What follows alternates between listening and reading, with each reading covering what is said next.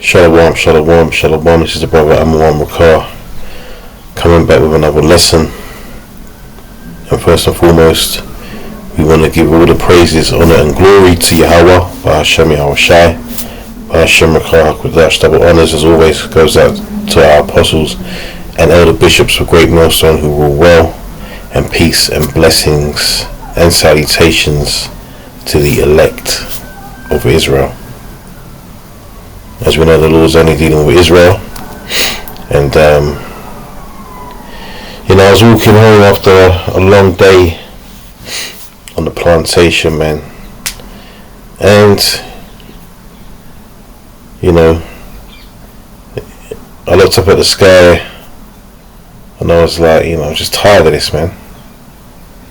Tired of the weariness and the getting up early in the morning, the long days of getting up early and coming home late, living from payslip to payslip, while the rest of the world, rest of the nations, I should say, are living good, man. Even though they have to work, but they're doing better than us, man. We want to rest, and I definitely want to rest, man. We've had enough. We've had enough of this. We want to rest from the labours and the curses and all the wickedness that surrounds us, man. Alright? So I just wanted to do a little brief lesson on that. So let's get into it and just see how we get on, I haven't really got anything planned too much. So yeah, I'm going to start in Ezekiel.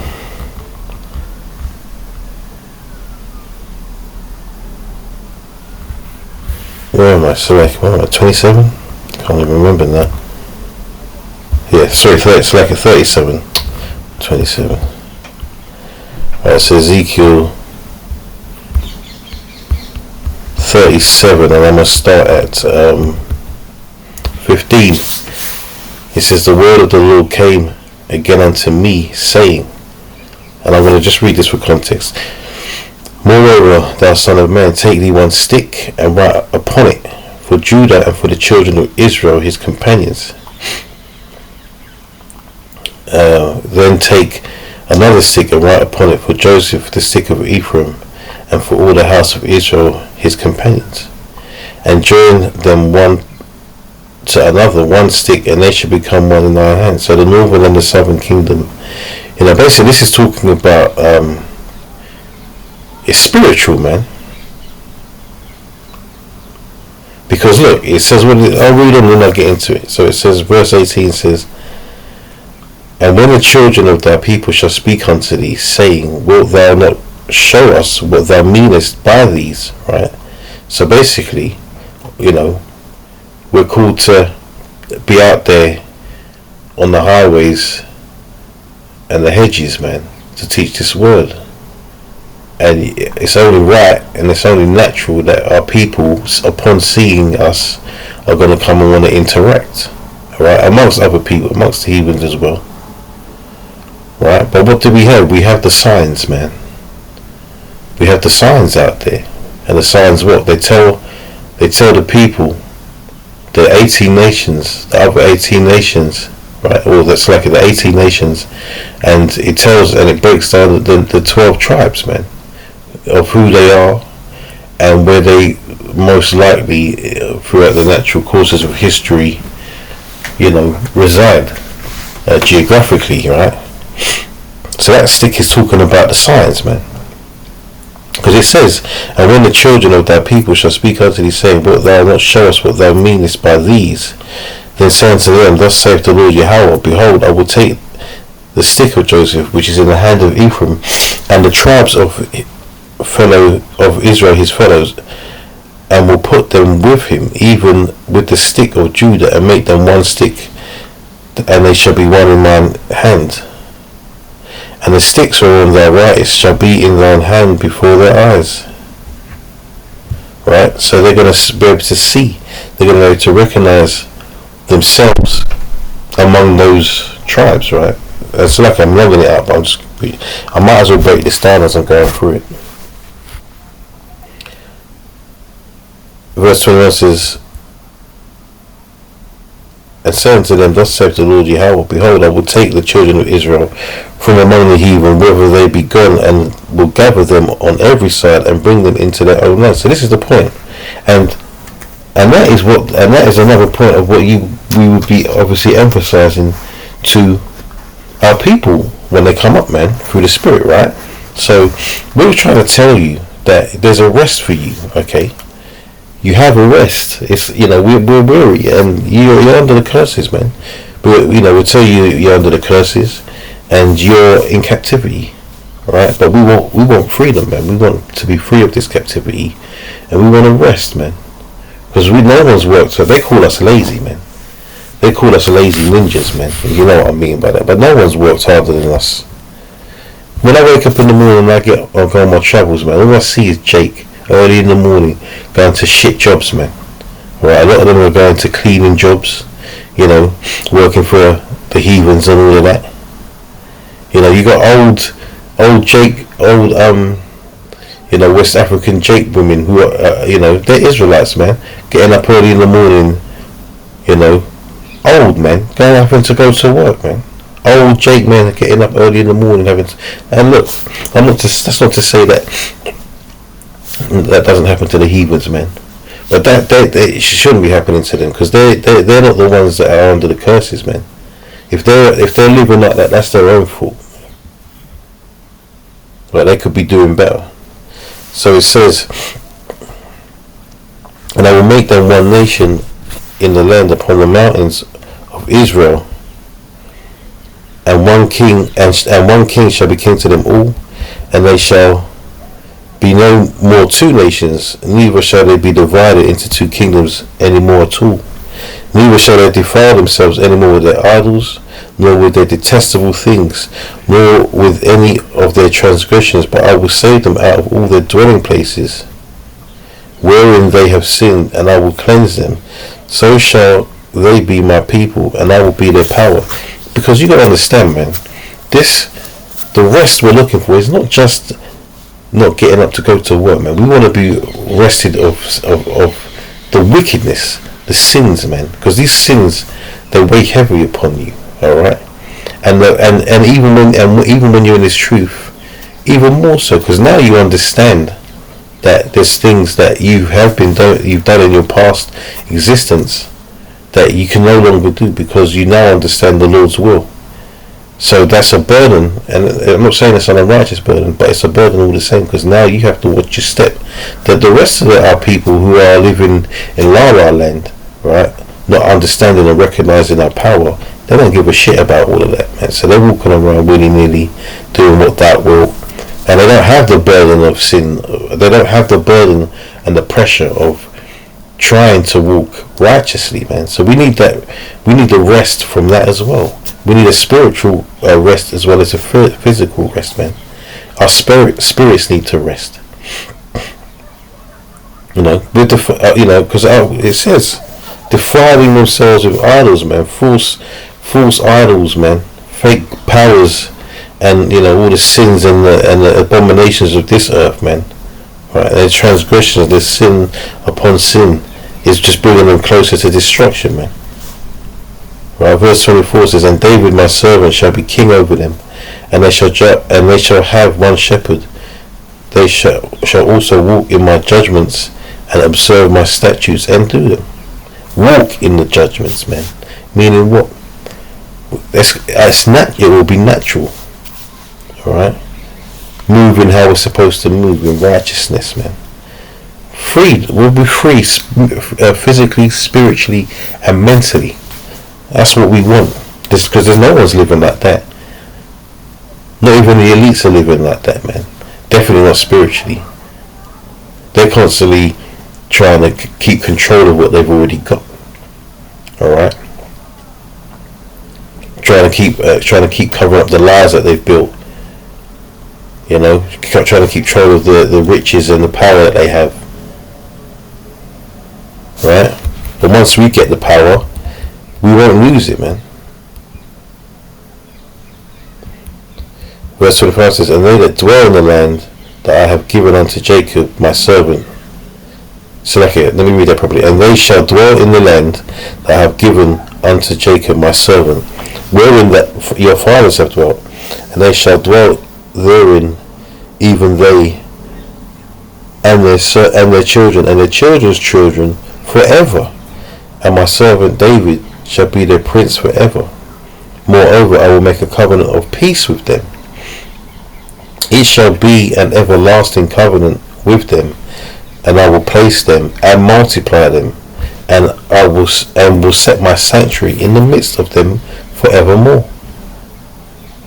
My tabernacle also shall be with them. Yea, I will be their power, and they shall be my people.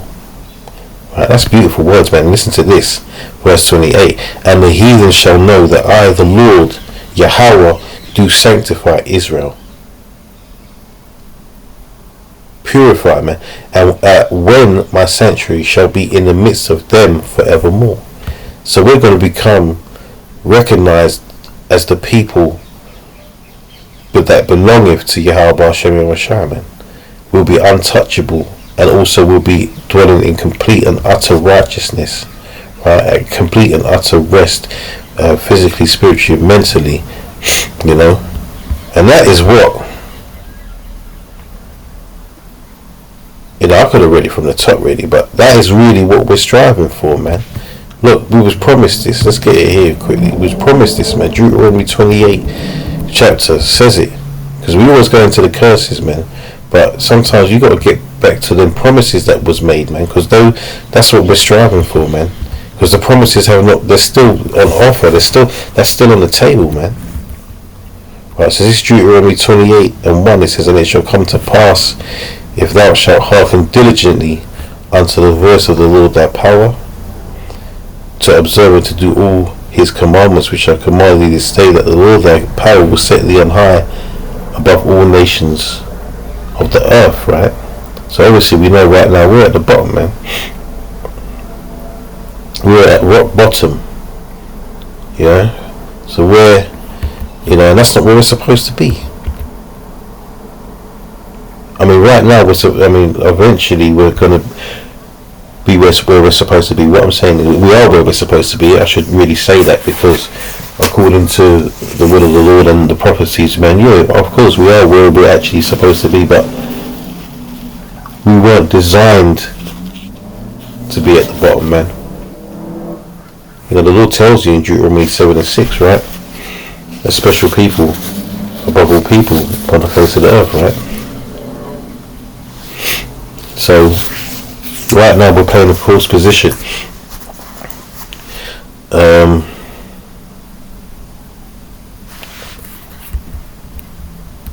In verse 2, all these blessings shall come on thee and overtake thee, if thou shalt hearken unto the voice of the Lord thy power. Right?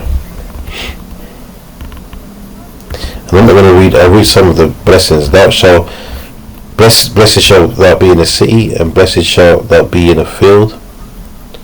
Blessed shall be the fruit of thy body, and the fruit of thy ground, and the fruit of thy cattle. So, you know, blessed shall be our children, right? You know, and all the things that we own, man. Blessed shalt, verse 6 says, blessed shalt thou be when thou comest in, and blessed shalt thou be when thou goest out. The Lord shall cause thine enemies that rise up against thee to be smitten before thy face. They shall come out against thee one way and flee before thee 7 ways. And in the kingdom, they're not going to be able to do none of that anyway, man. They won't be able to come up against us, man. Verse 9, let's jump to that. It says, the Lord shall establish thee an holy people unto himself, as he hath sworn unto thee, if thou shalt keep the commandments of the Lord thy power and walk in his ways. Which is what we're striving to do, right? And all the people of the earth shall see that thou art called by the name of the Lord, and they shall be afraid of thee. And even in our position right now, they're afraid of us, man. They know what we're capable of. You know, they know how sturdy the Lord has made us, man. Right? They know that they can't get rid of us, man.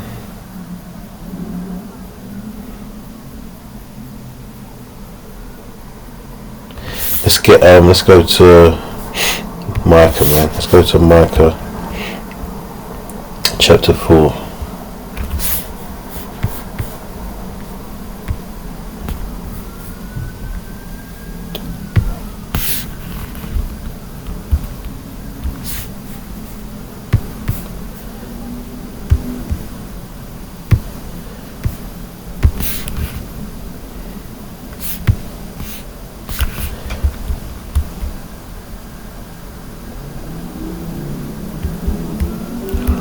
So,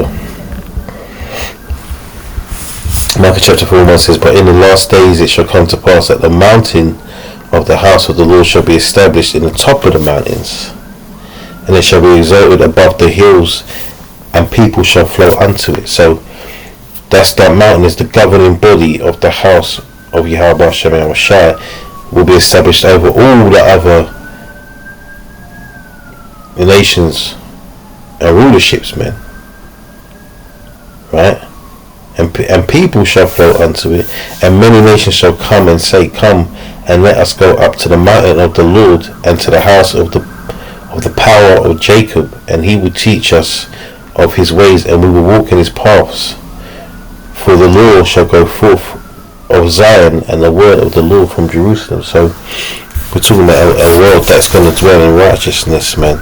And we're going to dwell in complete and utter righteousness, and the rest of the nations are going to have to learn our ways, man, and keep the ways. And I say our ways, but there's the Lord's way, man. This is the Lord has established these laws, these statutes, and the commandments, and the other nations are going to have to, bow down to that and accept it. They have no choice and walk in the ways, man. And they're going to go off because we're going to walk perfectly, but they're not. Verse 3 says, "And he shall judge among many people and rebuke strong nations afar off. And they shall beat their swords into plowshares and their spears into pruning hooks. Nation shall not lift up a sword against nation, neither shall they learn war anymore." So that's a cut right there to them fake JOOs out there, in Ashdod dwelling, the bastards that dwell in Ashdod, right? Because if they're the how can I put this? They are behind. Let's just keep it simple. They are behind the majority, if not all, of these wars on earth, man. Right? They're the ones that are formulating these battles and selling the arms and all of that to both sides and all of that stuff, man. And right now, look what they're doing out there, man.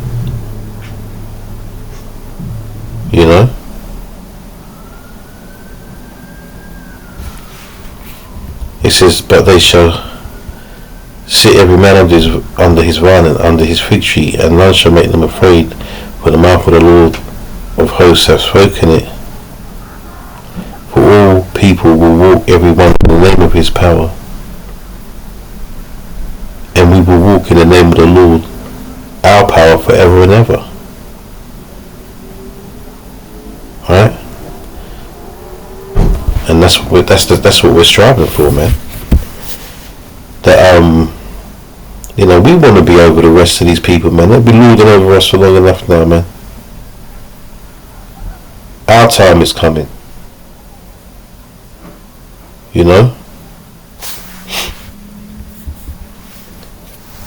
Our time is coming, man. Like the song says,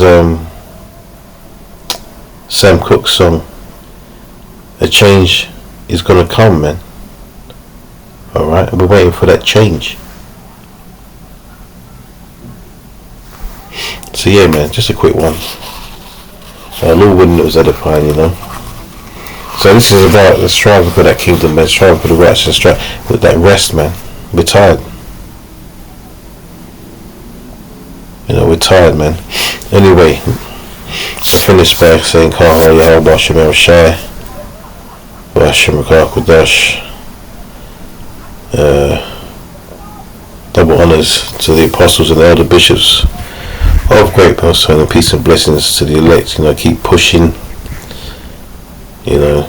Try and keep in the spirit. Because just to say as well, before we get that rest, man, there's a lot to come There's a lot to come, man. No, we ain't out of this bitch yet. It ain't gonna be easy, man. Anyway, shalom.